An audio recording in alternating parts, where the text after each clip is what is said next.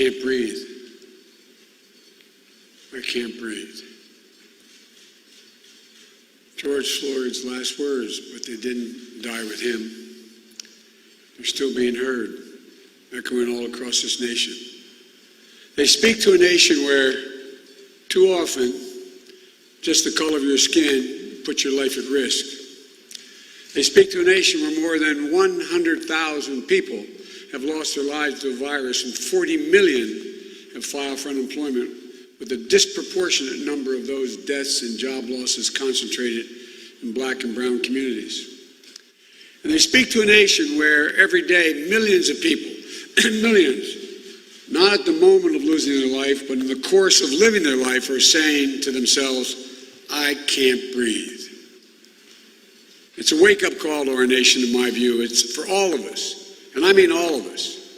It's not the first time we've heard those words. They're the same words we heard from Eric Garner when his life was taken away 6 years ago. But it's time to listen to those words, to try to understand them, to respond to them, respond with action. The country is crying out for leadership. Leadership that can unite us, leadership that brings us together, leadership that can recognize pain and deep grief of communities that have had a knee on their neck for a long time. There's no place for violence, no place for looting or destroying property or burning churches or destroying businesses, many of them built by the very people of color who for the first time in their lives are beginning to realize their dreams and build wealth for their families.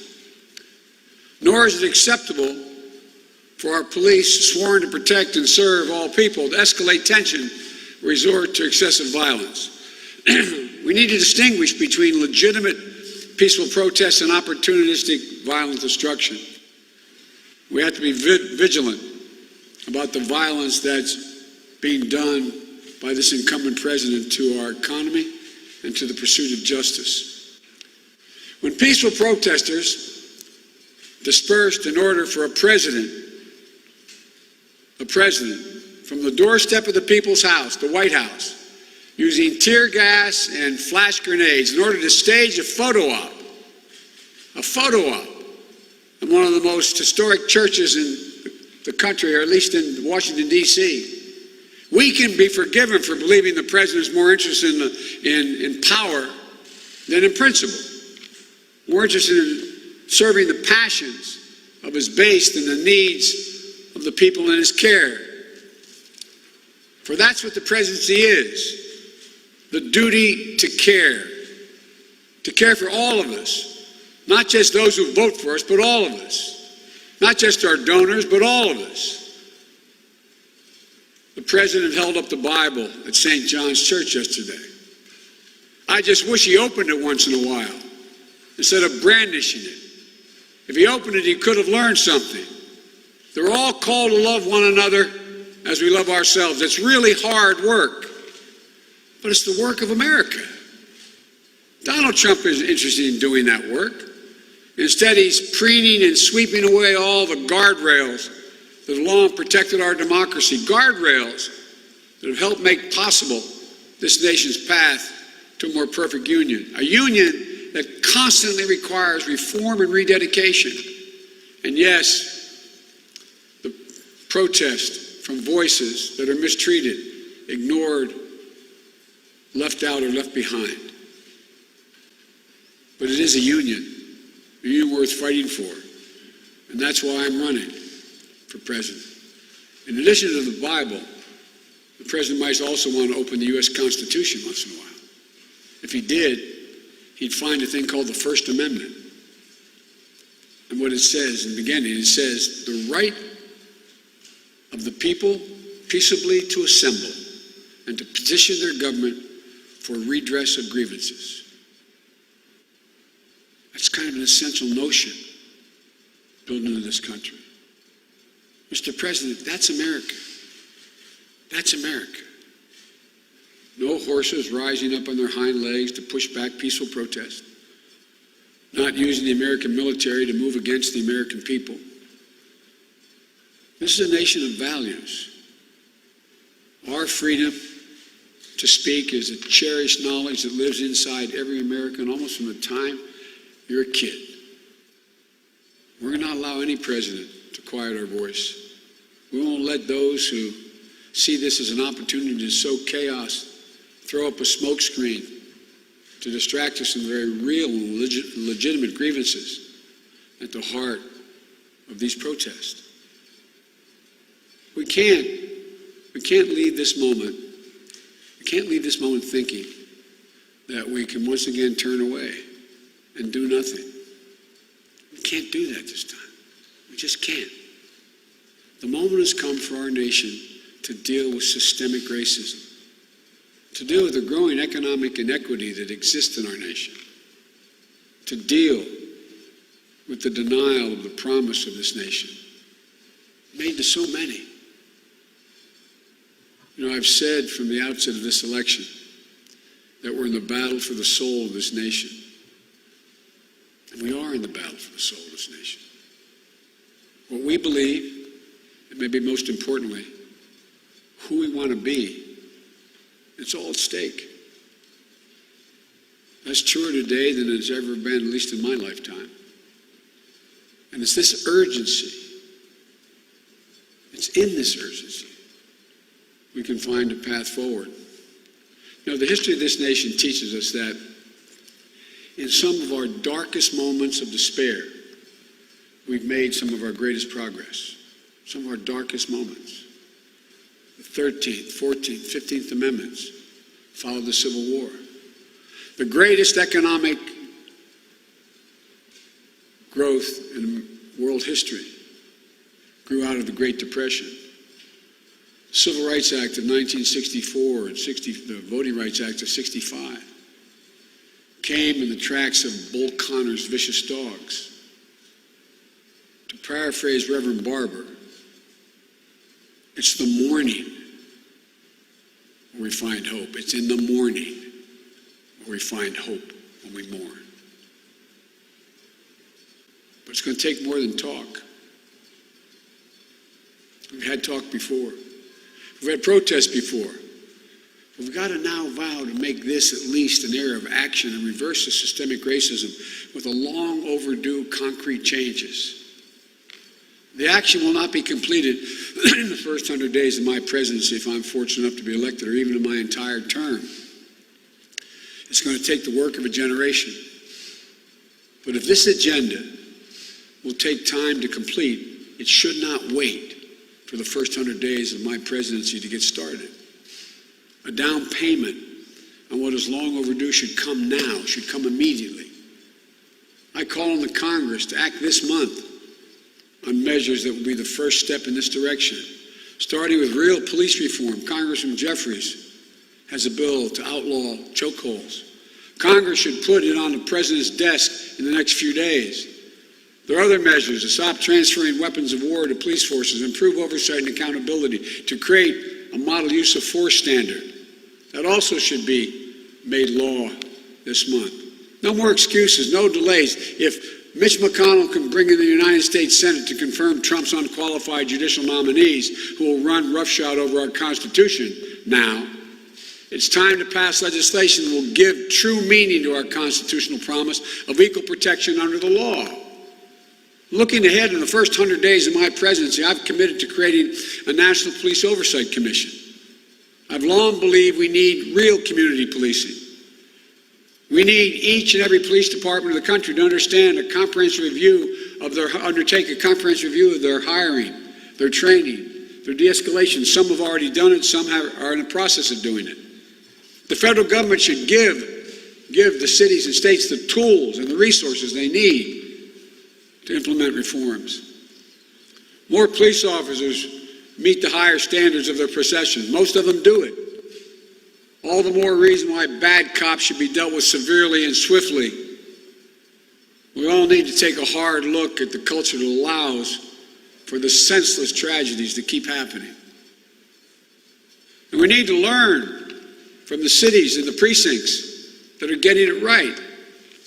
We know, though, in order to have true American justice, we need economic justice as well. Here, too, there's much to be done. As an immediate step, Congress should act now to rectify racial inequities that allow COVID-19 recovery funds to be diverted from where they live. I'll be setting forth my agenda on economic justice and opportunity in the weeks and months ahead, but it begins with health care. Health care should be a right, not a privilege. The quickest route to universal coverage in this country is to expand on Obamacare. We could do it, we should do it.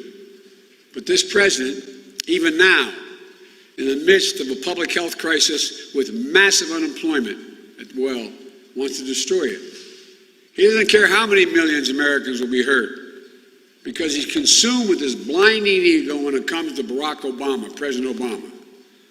The president should withdraw his lawsuit to strike down Obamacare, and the Congress should prepare to pass the act I propose to expand Obamacare to millions more so everyone's covered. These last few months, we've seen America's true heroes. Healthcare workers, docs, nurses, delivery truck drivers, grocery store workers. We've come up with a new phrase for them: essential workers. Essential workers.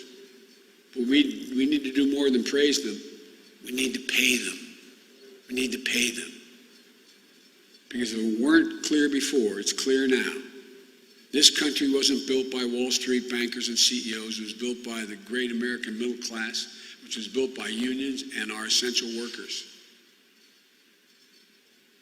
I know there's enormous fear and uncertainty and anger in the country. I understand. I know so many Americans are suffering loss of a loved one, suffering economic hardship, wondering, can I feed my family tomorrow? What's going to happen? Suffering under the weight of a generation after generation after generation of hurt inflicted on people of color, on black, brown, and Native communities in particular. Like many of you, I know what it means to grieve. My losses are not the same as losses felt by so many.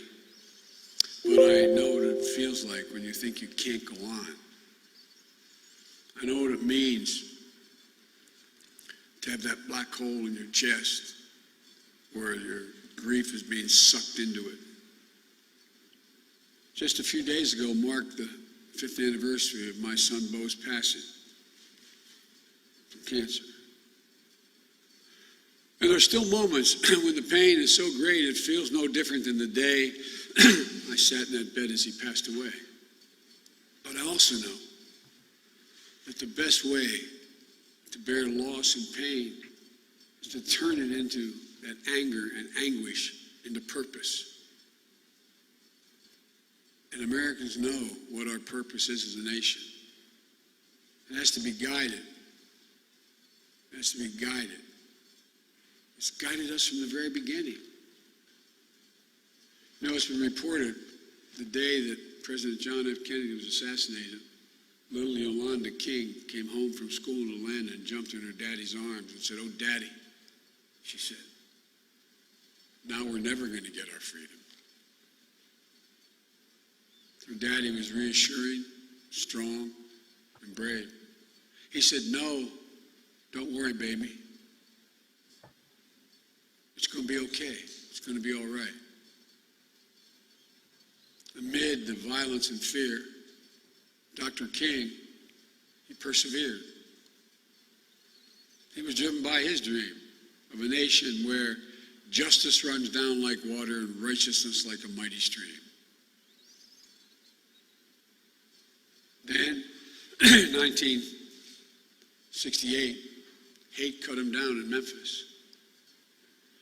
2 days before Dr. King was murdered, he gave a final Sunday sermon in Washington, where he told us that though the arc of the moral universe is long, he said it bends towards justice. And we know we can bend it because we have. We have to believe that still. That's our purpose. It's been our purpose in the very beginning, to become a nation where all men and women are not only created equal, but they're treated equally. Not just created equal, but treated equally. to become a nation defined in Dr. King's words not only by the absence of tension, but by the presence of justice. It's not enough just to not have tension, but justice. Today in America, it's hard to keep faith that justice is at hand. I know that. You know that. The pain is raw. The pain is real. The President of the United States must be part of the solution, not the problem.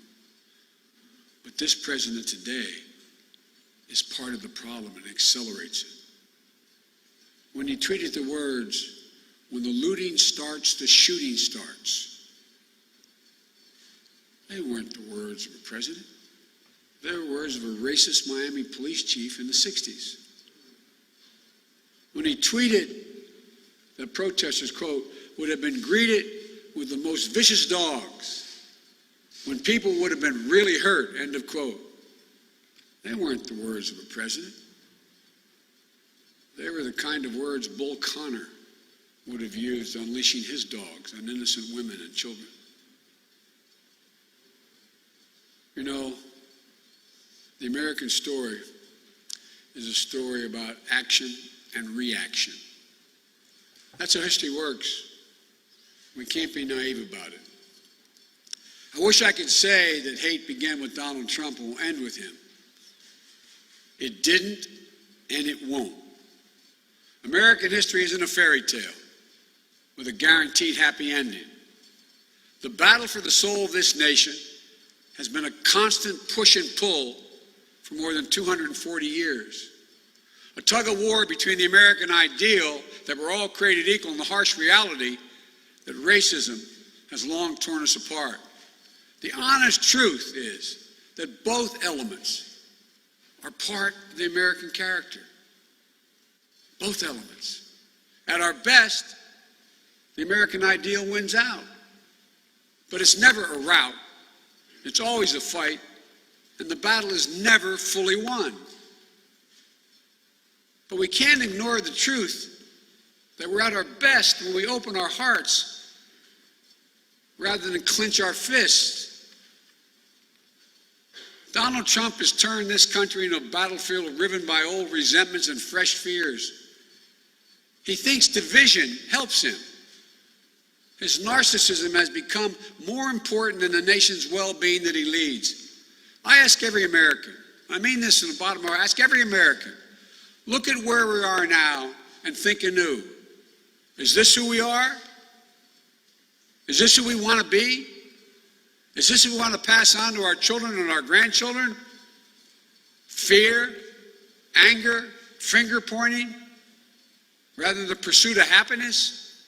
Incompetence and anxiety, self-absorption, selfishness? Or do we want to be the America we know we can be?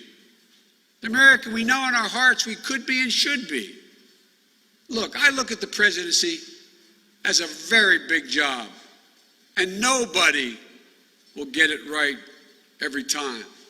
And I won't either. But I promise you this, I won't traffic in fear and division. I won't fan the flames of hate. I'll seek to heal the racial wounds that have long plagued our country, not use them for political gain. I'll do my job and I will take responsibility. I won't blame others. I will never forget, I promise you, this job is not about me. It's about you. It's about us. It'll work not only to rebuild the nation, but to build it better than it was. We're the only nation in the world that goes through crisis and comes out better. To build a better future. That's what America does, to build a better future. We build the future. It may, in fact, be the most American thing to do, build the future.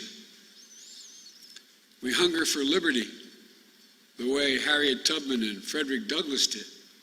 We thirst for the vote, like Susan B. Anthony and Ella Baker and John Lewis did. We strive to explore the stars, cure disease, make an imperfect union more perfect than it's been. We may come up short, But at our best, we try. My fellow Americans, we're facing formidable enemies. They include not only the coronavirus and the terrible impact on the lives and livelihoods, but also the selfishness and fear that have loomed over our national life for the last 3 years. And I choose those words advisedly, selfishness and fear. Defeating those enemies requires us to do our duty. And that duty includes remembering who we should be. Who we should be. We should be the America of FDR and Eisenhower, of Rosa Parks and Martin Luther King Jr., of Jonas Salk and Neil Armstrong. We should be the America that cherishes life, liberty, and courage. And above all, we should be the America that cherishes each other, each and every one of us. You know, we're a nation in pain. We must not let our pain destroy us. We're a nation enraged, but we cannot let our rage consume us. We're a nation that's exhausted, but we will not allow our exhaustion to defeat us. As president, it's my commitment to all of you to lead on these issues and to listen, because I truly believe in my heart of hearts we can overcome. When we stand together, finally as one America, we'll rise stronger than we were before. We'll move that arc closer to justice. We'll reach out to one another. So speak out for one another. And please, please, do what's recently been happening. Take care of one another. This is the United States of America. There's never been anything we've been unable to do when we set our mind to do it, and we've done it together. Together, united. That's who we are at our best. May God bless you all, and may God protect our troops. Thank you.